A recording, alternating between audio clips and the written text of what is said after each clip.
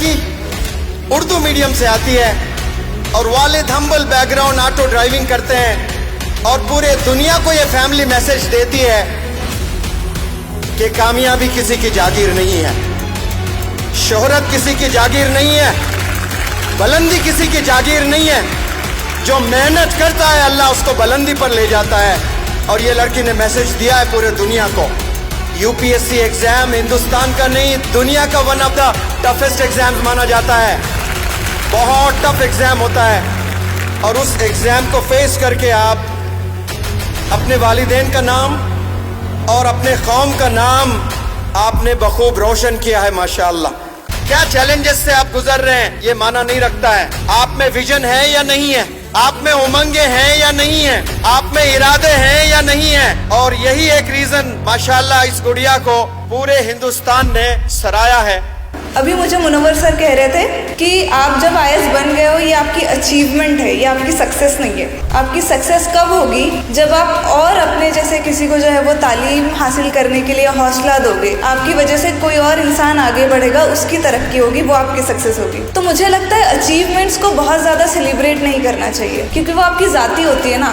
बेमकसद जीना कोई जीना नहीं होता। तो आपकी लाइफ का एक पर्पस होना चाहिए और अल्हम्दुलिल्लाह हम इतने खुशनसीब है कि हमें ढूंढने की जरूरत नहीं है उस पर्पस को। हमारे पास ऑलरेडी वो पर्पस है। क्या है वो पर्पस? खिदमत खल्क, हुकूकुल इबाद। खिदमत खल्क करने के लिए आपको क्या क्या चीज़ें करनी है, जिसे हम सर्विस टू ह्यूमैनिटी कहते हैं। आपको इंसाफ करना होगा, जस्टिस करना होगा, आपको कंपैशनेट रहना होगा, यानी रहमदिल रहना होगा, दूसरों का दर्द समझना होगा। ना सिर्फ समझना होगा, उसको दूर करने की कोशिश भी करनी होगी। आपको गरीबों की मदद करनी है, आपको मिस्कीनों की मदद करनी है, आपको मसावात या इक्वालिटी को कायम करना है। और फिर आपको इन सब चीज़ों में ये नहीं देखना है कि आप जिसकी मदद कर रहे हो या जिसको सर्व कर रहे हो वो किस रिलीजन का है, वो किस मजहब का है, वो किस कास्ट का है, वो किस रीजन से आता है। आपको ये सारी चीज़ें नहीं देखनी है। आपको हर वक्त ये एहसास होना चाहिए कि आप क्यों पढ़ाई कर रहे हो, आप कोई चीज़ सीख क्यों रहे हो। आप कोई चीज़ इसलिए नहीं सीख रहे हो क्योंकि आपको सामने वाले किसी इंसान के पास जाके अपनी बड़ाई करनी है कि मैं तो डॉक्टर हूँ, मैं तो इंजीनियर हूँ, मैं तो आईएएस ऑफिसर बन गई हूँ, देखो मैंने बड़ी मेहनत की, मैं बहुत अजीम शख्सियत हूँ। इसलिए नहीं करनी है आपको पढ़ाई। आपको पढ़ाई इसलिए करनी है ताकि आप अपने आसपास के लोगों की मदद कर सको, सोसाइटी में जितने लोग हैं सबकी मदद कर सको। हमारा जो इतना प्यारा मुल्क है ये, उसकी खिदमत कर सको, उसको आगे बढ़ाने में उसकी तरक्की का जो है वो आप जरिया बन सको। ख्वाब हमारा कभी छोटा तो होना ही नहीं चाहिए। छोटा ख्वाब तो गुनाह है। क्यों छोटा ख्वाब देखना है? अभी कादिर सर ने बहुत अच्छी बात कही है कि छोटी उम्मीदें नहीं रखनी है, छोटी दुआएं नहीं करनी है। जुल्म है ये, क्योंकि हम किसकी ज़ात से छोटी उम्मीदें कर रहे हैं, किससे छोटी दुआएं मांग रहे हैं? उससे जो हर नामुमकिन शय को मुमकिन करने वाला है। फेलियर्स जो है वो एक आजमाइश है, एक टेस्ट है जो आपको कुछ सिखाने के लिए आपके पास आते हैं। अगर आप उनसे हार जाओगे ना तो आपको ये समझ लेना है कि आपकी ज़ात बहुत छोटी है, बहुत छोटी है। सुनने में आपको बहुत ख़राब लगेगा कि कोई आपकी ज़ात को कैसे बोल सकता है कि बहुत छोटी, पर है, क्योंकि आपकी ज़ात से बड़ा आपने उस फेलियर को बना लिया। उस हार को आपने अपनी ज़ात से, अपने हौसले से ज़्यादा बड़ा बना लिया। जो परफेक्शन का वो जो वर्ड है ना, परफेक्शन, मुझे लगता है बहुत बड़ा मिथ है। इंसान जो है वो जिंदगी भर, मौत तक भी कभी परफेक्ट नहीं हो पाता। तो परफेक्शन की तरफ मत भागो, उसको हासिल करने की कोशिश ही मत करो। हटा दो उस वर्ड को, आप अपनी डिक्शनरी से हटा दो। आप ग्रोथ के पीछे भागो। ग्रोथ बहुत ग्रेजुअल प्रोसेस है। दोस्तों अस्सलामु अलैकुम वरहमतुल्लाहि वबरकातुहू और नमस्ते। तो सबसे पहली चीज़ तो मेरे बारे में आप लोग ऑलरेडी बहुत कुछ जानते हो। अभी सर ने भी आपको बहुत सारी चीज़ें मेरे बारे में बता दी है। तो मेरी जो जर्नी है उसके बारे में मैं आपको बहुत ज़्यादा कुछ नहीं बताऊंगी। उस जर्नी से या उस सफ़र से जो मैंने चीज़ें सीखी है वो मैं आप लोगों को बताऊंगी। क्योंकि ऐसे है ना, अभी मुझे मुनव्वर सर कह रहे थे कि आप जब आईएएस बन गए हो ये आपकी अचीवमेंट है, ये आपकी सक्सेस नहीं है। आपकी सक्सेस कब होगी जब आप और अपने जैसे किसी को जो है वो तालीम हासिल करने के लिए हौसला दोगे, आपकी वजह से कोई और इंसान आगे बढ़ेगा, उसकी तरक्की होगी, वो आपकी सक्सेस होगी। तो मुझे लगता है अचीवमेंट्स को बहुत ज़्यादा सेलिब्रेट नहीं करना चाहिए क्योंकि वो आपकी ज़ाती होती है ना। आपकी कोई ज़ाती कामयाबी जो आपकी अचीवमेंट है उसको बहुत ज़्यादा सेलिब्रेट नहीं करना चाहिए।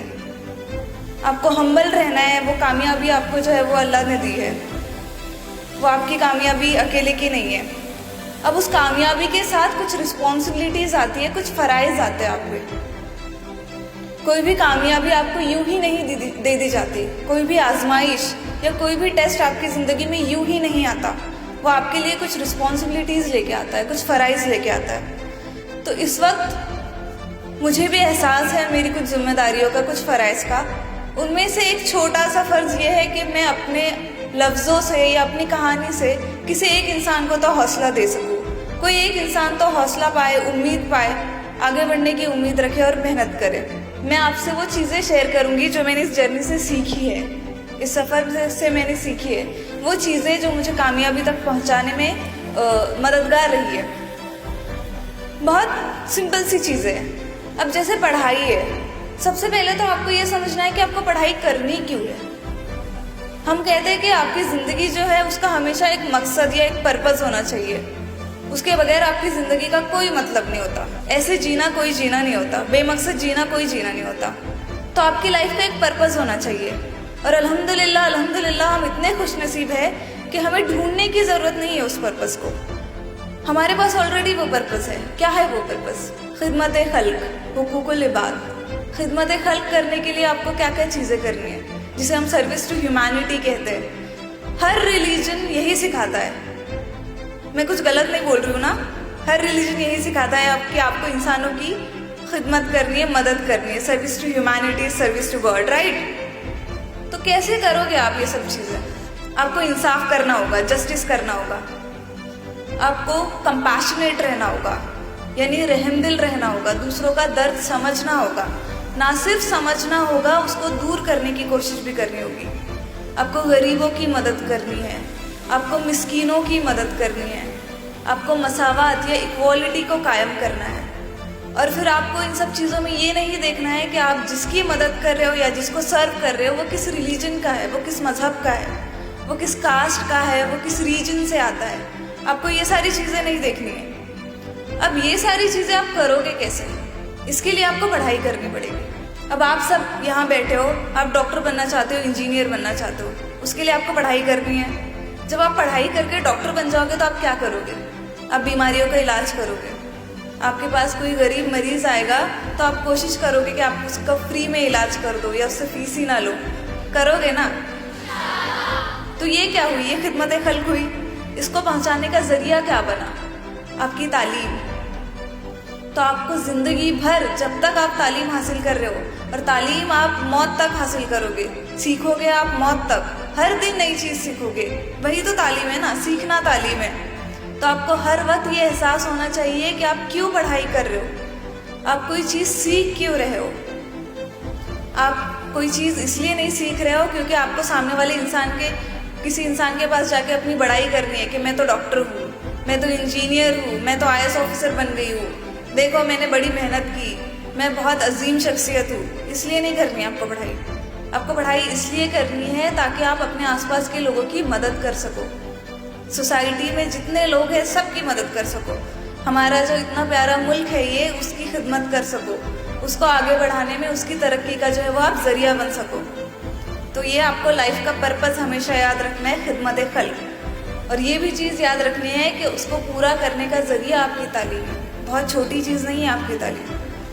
अब आपको मुझे यहाँ पर देख के बहुत फैसिनेटिंग सा फील हो रहा होगा, पता नहीं क्या फील हो रहा होगा, पर अभी जब मैं वहाँ से यहाँ तक आई तो मैं कुछ तो जज्बात आपके महसूस कर सकी। तो मुझे यहाँ तक ले जाने के पीछे कौन सी चीज़ थी? तालीम। मैंने पढ़ाई की इसलिए मैं यहाँ पर हूँ।